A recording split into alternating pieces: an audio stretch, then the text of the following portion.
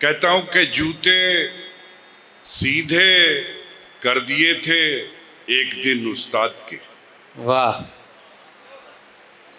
تیار رہیے گا. 1982 کا بلند شہر چاہتا ہوں کہ جوتے سیدھے کر دیے تھے ایک دن استاد کے، اس کا بدلہ یہ ملا تقدیر سیدھی ہو گئی. واہ واہ واہ واہ واہ واہ واہ واہ واہ واہ واہ واہ.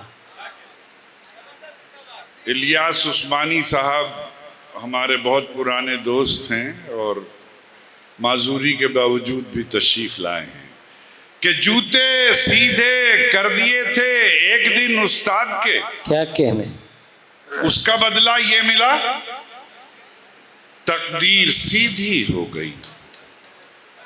اور ہمارے ہندوستان اخبار کے بیورو چیف بھی تشریف رکھتے ہیں. شعر ملاحظہ فرمائے کہ کہانی سن کے رونا، کہانی سن کے رونا اور حقیقت دیکھ کر ہنسنا.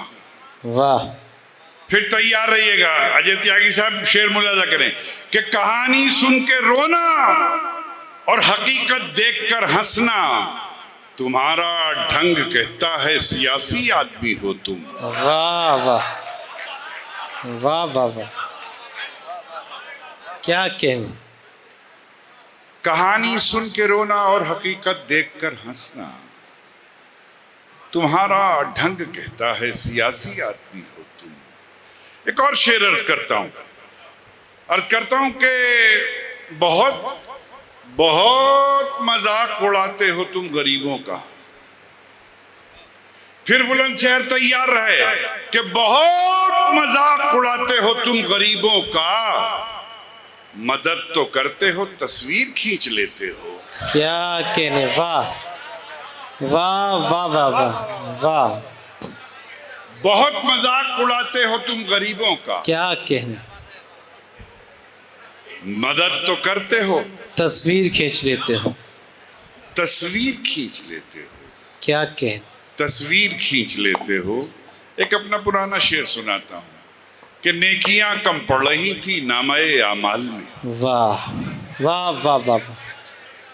نیکیاں کم پڑ رہی تھی نامہ اعمال پڑھ رہی تھی نامہ اعمال میں. نامہ اعمال میں شکر ہے کہ دشمنوں کی گالیاں کام آ گئیں. واہ واہ واہ واہ واہ.